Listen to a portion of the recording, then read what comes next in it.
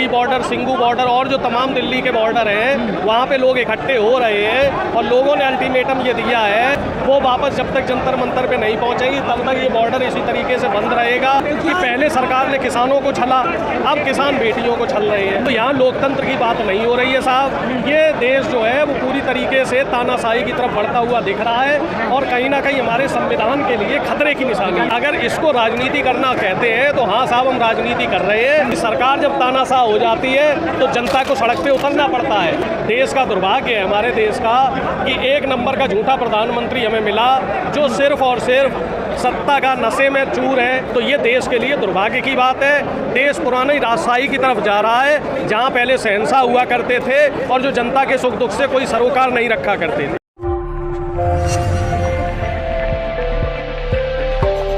एक तरफ जहां हम देख रहे हैं कि नई संसद का उद्घाटन हो रहा है और उसमें महामहिम राष्ट्रपति जी को नहीं बुलाया गया, दूसरी तरफ तमाम विपक्षी दलों ने भी इसका विरोध किया।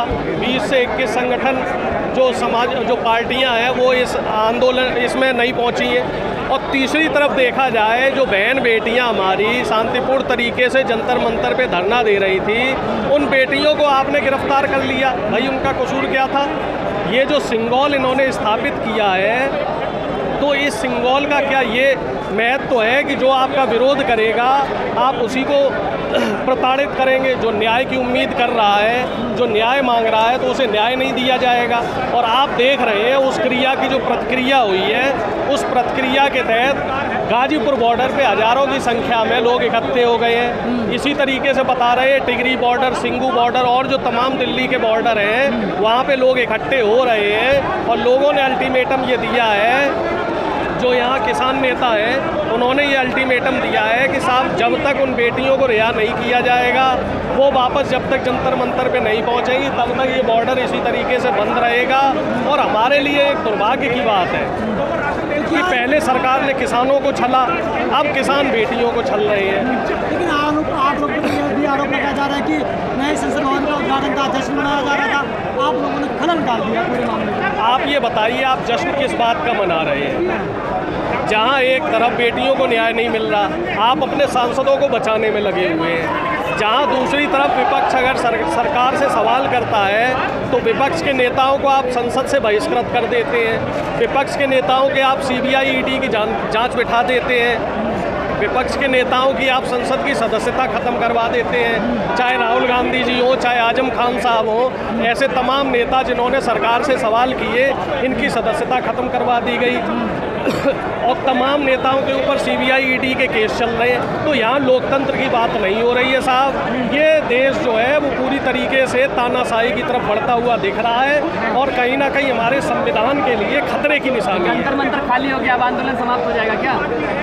देखो साहब, जहाँ तक मुझे लगता है सरकार पूरी कोशिश कर रही है आंदोलन को ख़त्म करने की, ठीक है, लेकिन इस देश की जनता अपनी बहन बेटियों का मान नहीं गिरने देगी। मुझे पूरा भरोसा है देश की जनता बेटियों को जेल से रिहा करवाएगी और उनको न्याय दिलवा के मानेगी, क्योंकि सरकार न्याय नहीं दिलवाना चाह रही। सरकार अपने सांसद को बचाना चाह रही है।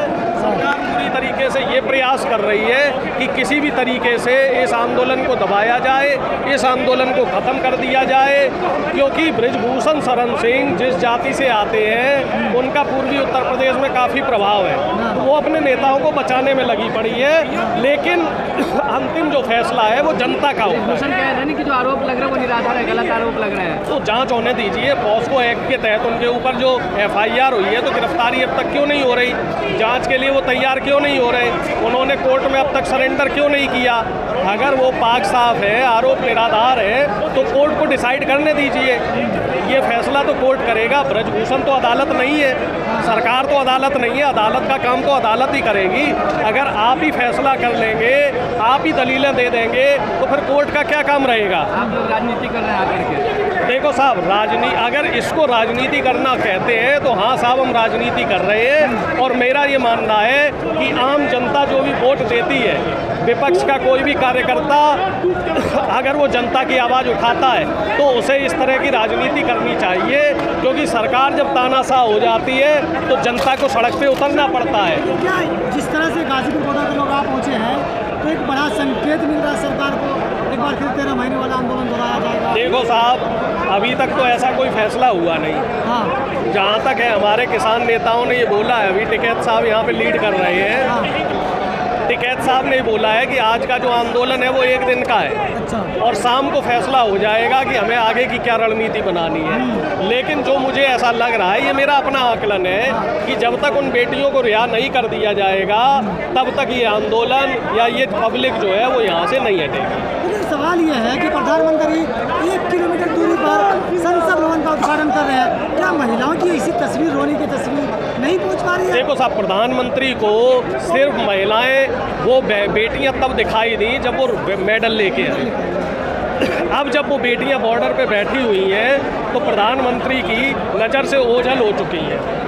हमारा जो प्रधानमंत्री है, देश का दुर्भाग्य है हमारे देश का कि 1 नंबर का झूठा प्रधानमंत्री हमें मिला जो सिर्फ और सिर्फ सत्ता का नशे में चूर है। एक तरफ आप देख रहे हो पहलवान बेटियां यहाँ जंतर मंतर पे बैठी हैं, दूसरी तरफ आप, इन्हें भी 1 महीने से ऊपर हो गया, दूसरी तरफ आप देख रहे हो मणिपुर जल रहा है हिंसा में, वहाँ लाखों लोग बेघर हो चुके हैं, सैकड़ों लोग वहाँ जो है चपेट में आ चुके हैं, हजारों घर वहाँ जल चुके हैं। लेकिन इन तमाम मुद्दों पे प्रधानमंत्री चुप्पी साधे हुए हैं। प्रधानमंत्री का एक ट्वीट तक नहीं आता। लेकिन प्रधानमंत्री के पास समय है संसद का उद्घाटन करने का, प्रधानमंत्री के पास समय है विदेश में भ्रमण करने का, प्रधानमंत्री के पास समय है तमाम तरीके की जो है योजनाओं का शिलान्यास करने का।